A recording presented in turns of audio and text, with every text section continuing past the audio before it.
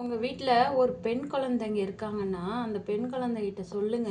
நாளைக்கு நீங்க கல்யாணம் பண்ணி போனன்னா, நீ இருக்கும் வர நாங்க தான் உனக்கு அப்பா, அம்மா. இன்னொரு வீட்டுக்கு போனா அவங்க தான் உனக்கு அப்பா, அம்மா. இப்ப நானே சில வார்த்தை ஏதாவது சொல்றேன். நீ ஒரு டைம் கோவப்படுறன்னா, அப்ப என்ன பண்ணுவ? அமைதியா தானே இருப்ப.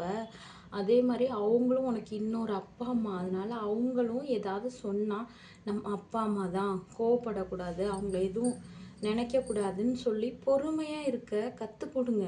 ஏன்னா, அவங்க வந்து பெத்தவங்க மாமனாரும், மாமியாரும், இன்னொரு தாய், இன்னொரு அப்பா. அத வந்து உங்க குழந்தைங்களுக்கு சொல்லிக் குடுத்து வளருங்க. எப்பப்ப எப்படி இருக்கணும்னு அப்பப்ப பெண் பிள்ளைங்க கிட்ட சொல்லிக் குடுத்துக்கிட்டே இருங்க. இந்த வேலை செய்யணும். இன்னைக்கு ஒரு வீட்ல சாமி கும்பிடுறீங்கன்னா, எதுக்காக சாமி கும்பிடுறீங்க? எதுக்காக விரதம் இருக்கிறீங்க? இன்னைக்கு எதுக்கு இத பண்றீங்க?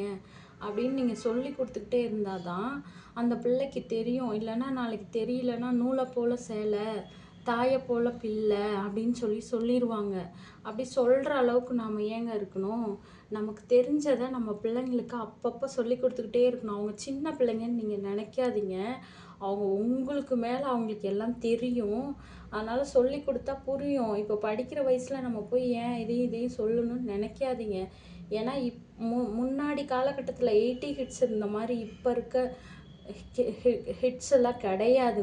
எங்க வீட்லலாம் எங்களுக்கு எதையுமே சொல்லிக் குடுக்கல. ஆனா நாங்கலாம் வந்து நல்லா தான் இருக்கோம். எப்பயுமே வந்து மாமனார், மாமியாவ வந்து அப்பா, அம்மா மாரி தான் பார்த்துக்கிறோம்.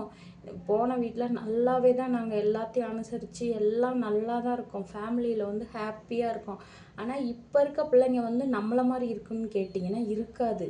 அதனால நம்ம அப்பப்ப சொல்லிக் குடுத்துக்கிட்டே இருந்தா அவங்க கேட்டுப்பாங்க. ஏன்னா அவங்க இருக்க காலகட்டம் அப்படி. Okay, bye. Thank you.